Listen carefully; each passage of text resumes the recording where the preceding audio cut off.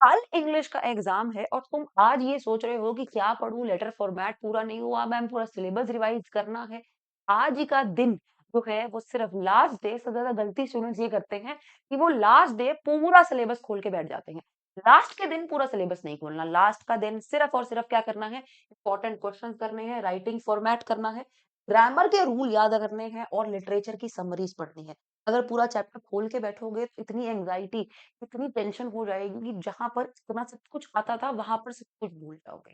तो करना क्या है, सबसे पहले अगर हम देखें तो हमारे पास क्या है, राइटिंग सेक्शन। सबसे ज़्यादा मार्क्स जो आप स्कोर कर सकते हो इंग्लिश के पेपर के अंदर, वो है राइटिंग सेक्शन के अंदर। तो आपका टाइम कंज्यूमिंग सेक्शन भी है, लेकिन उसका टाइम मैनेज आपको करना है। कैसे करना है? राइटिंग सेक्शन के अंदर जो चीजें आपको याद रखनी है, पहले लेटर फॉर्मेट याद रखो, फिर आर्टिकल का फॉर्मेट, फिर रिपोर्ट का फॉर्मेट।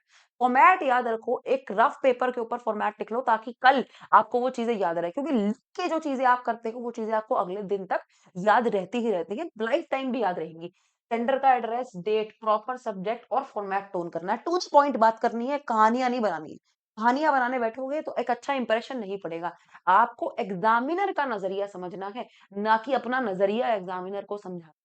तो वो आपका पेपर चेक कर रहा है, आप उसका पेपर नहीं चेक कर रहे हो। तो वो जिस नज़रिए से कांसेप्ट आपके थ्रू चाहता है, वो आपको उसको देना पड़ेगा, ताकि वो आपको इन रिटर्न यहाँ पर मार्क्स दे दे। फिज़िक्स का एक सिंपल रूल है, every action has an equal and opposite reaction. जो तुम सामने वाले को दोगे, वो इन रिटर्न तुम्हें उतना ही देगा। अगर तुम उसे एक कम कांसेप्ट का पेपर दोगे, तो वो तुम्हें कम ही मार्क्स देगा। अगर तुम उसे ये दिखाओगे कि हमें बहुत ही बेहतरीन तरीके से सारे कांसेप्ट आते हैं, तो वो तुम्हें अच्छे मार्क्स देगा ही देगा, और हमें अपने बोर्ड के एग्जाम के अंदर अच्छे मार्क्स चाहिए ही चाहिए। अब अगर हम आगे देखें, आगे हमारे पास क्या आता है, आगे लिटरेचर के अंदर देखो, लिटरेचर थोड़ा टाइम कंज्यूमिंग है और लिटरेचर के अंदर आपको चीजें याद करनी पड़ती हैं। लेकिन क्या करना है, लिटरेचर के अंदर आपको मेनली अपने चैप्टर्स के अंदर जो थीम है, वो थीम याद रखो। इंपॉर्टेंट जो चीजें हैं हमारे पास, वो क्या है, लाइंस जो है, कुछ कैरेक्टर हैं, 2-3 कैरेक्टर के ट्रेट्स आप याद रखो। और मोस्ट इंपॉर्टेंट चीज जो है हमारे पास, वो क्या है, प्रीवियस ईयर क्वेश्चन। लिटरेचर के प्रीवियस ईयर क्वेश्चंस लगाओ, लिटरेचर बहुत ही बेहतरीन तरीके से निकल जाएगा।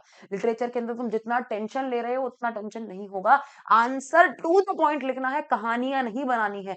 आंसर लिखना कैसे है, एक इंट्रो लाइन देनी है, बीच के अंदर आपको अपना कंसेप्ट समझाना है जो कि आप उनको उस क्वेश्चन के अंदर समझा रहे हो, और एंड के अंदर कंक्लूजन लाइन देनी है। बॉडी और एंड में कंक्लूजन लाइन अरे घुमाओगे, स्टोरियाँ बनाओगे, इंप्रेशन जो आपका आपके एग्जामिनर पर पड़ेगा, जो आपका पेपर चेक करेगा, बहुत ही बेकार पड़ेगा। ठीक है? लास्ट हमारा सेक्शन है हमारे पास ग्रामर। ग्रामर के अंदर जो चीज़ें याद रखनी है, वो क्या करनी है, टेंसेस, मोडाल्स, रिपोर्टेड स्पीच, और यहाँ पर सबसे बेहतरीन चीज़ क्या है हमारे पास, सब्जेक्ट वर्ब एग्रीमेंट।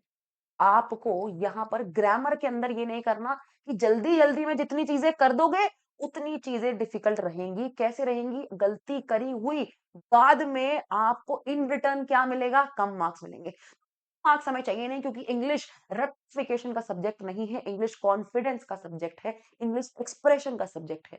कॉन्फिडेंस के साथ पेपर दो। I am with you champs, I know you have got this, you can do this.